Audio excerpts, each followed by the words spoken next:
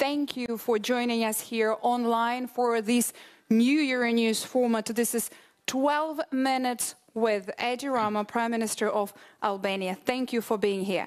As you heard today from the report and from Marta, course, indeed Albania is one of the front runners, and the accession negotiations reached unprecedented momentum this year with preparations for the opening of the last cluster before the end of the year, now, quote, well advanced. Now, this report seems very positive for you. What's your take on it? Yeah, the report is very positive, and the whole year has been extremely positive. We have opened 5 of 6 clusters within only 11 months, which is an absolute record in terms of speed. It's something that until only a few years ago I would not been able to imagine. But this is why life is so beautiful. So what's the secret? Why don't you share this secret with other candidate countries? The speed is related with 2 main factors. On one hand, during the what I call years of humiliation, which were the years when the EU Commission was recommending to the Council to open accession talks with Albania, and we were rejected by few countries. We stubbornly prepared for the moment of the opening, and we trained in the hardest way with all our team by simply saying to ourselves, our moment to show our true colors will come, and for that moment we have to be ready. And as a matter of fact, when the moment came, we were much more advanced than maybe others in that precise moment of the opening. Well, given that this has been indeed a very long process for Albania, it has been 16 years altogether. You've previously spoken about the shifting goalposts by Brussels. Do you feel like this has changed and there is this new push and this situation is over for Albania, but also for the other candidates from the region, because they have been also waiting for a very long time?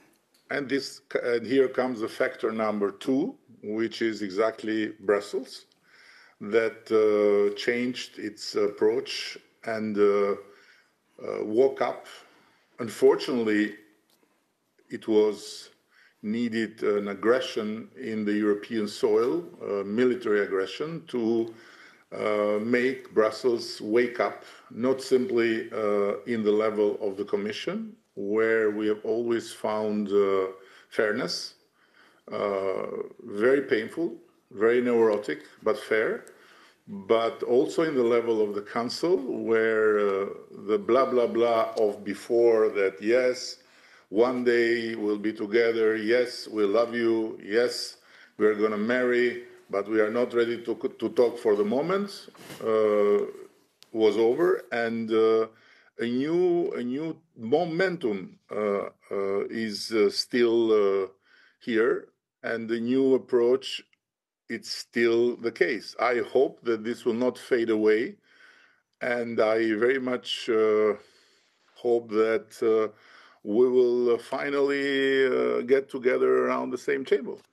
Yeah, I was about to ask you about whether this momentum and this situation of more of serious commitment, as you described there, whether it is going to last. Albania is now considered one of the front runners.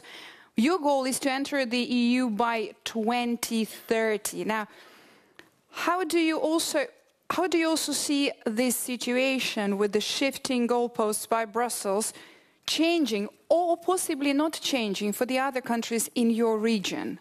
Well, for this you have to ask Brussels, but as far as I am concerned, I might tell you that the 2030 is not a date that I saw in a dream, but it's a deadline that is the result of a very simple calculation.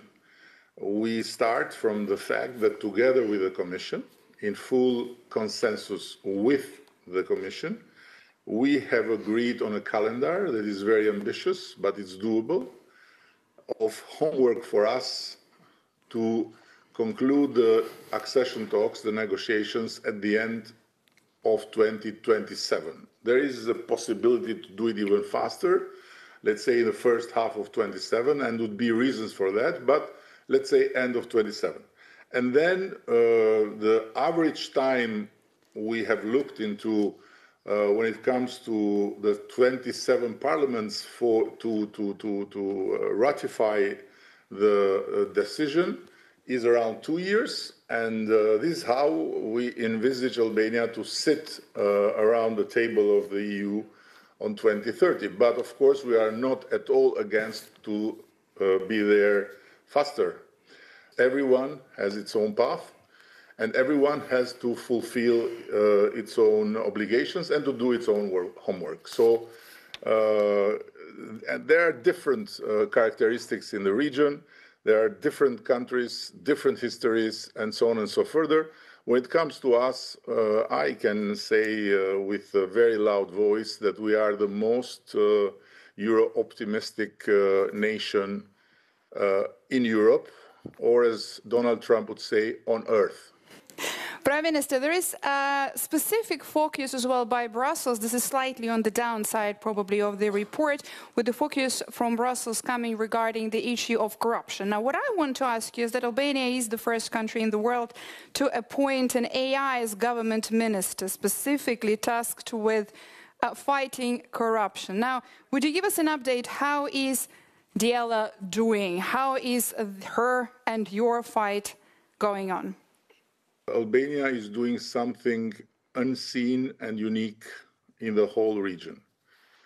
Our justice reform and our recognition of the not only de jure but the de facto independence of justice and the full-fledged operation of a special structure against organized crime and corruption has practically created in Albania and for Albania the example that the fight against corruption is something that goes very, very much beyond words, very much beyond makeups, and it goes very deep, and it goes very, let's say, balanced, without looking left, without looking right, independently from who is in government, who is in opposition, who was in power, who is in power, and with a lot of facts that show that what never happened in Albania from the day of independence and creation of the Albanian state in 1912 to until very few years ago, it's happening the last years, something that no other country in the region can claim to have done. And this is not to say that we are better than the others, but this is to say that we have taken it very seriously. And in this moment in time, we accept support, we accept partnership, we accept help, but we don't accept lectures from anyone when it comes on the fight against corruption. And of course, when it comes to Diela, she is the product of a systemic fight, which is not just about fighting cases and fighting in the court of law, but which is about fighting through modernization. And we aim to have within 2027 the first full AI public procurement that will allow speed, transparency, accuracy in levels that are unseen. Prime Minister, finally, let me ask you to wrap this up. What is the next creative idea and the next creative solution coming from you and from Albania on your way to the European Union membership? I'm sure you have heard that Diela is pregnant, and she has 83 babies based on the last ecography. So we have to wait for her to give birth to these 83 babies. And in the meantime, I have to tell you one thing that has not been much discussed, that we are the only country in this process to use artificial intelligence in the transfer of the acquis communautaire to our body of law, and to make of it the fastest process ever made in terms of not only translating but also analyzing the impact and drafting and preparing the whole legal packages for the approval in Parliament. So we are trying to run as much as possible and to make as much as possible leapfrogs using technology, artificial intelligence, but without never ever forgetting that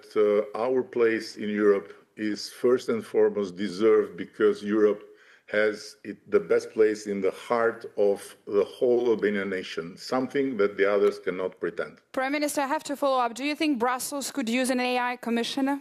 It's not for me to tell Brussels what to do, but of course I would be very happy to introduce Diela with whomever on the EU side will introduce him or herself like an AI commissioner or an AI technocrat or bureaucrat or whatever else. It doesn't matter. Prime Minister, thank you very much for this interview and for your time, and thank you very much for joining us here. There was 12 minutes with Edi Rama, Prime Minister of Albania.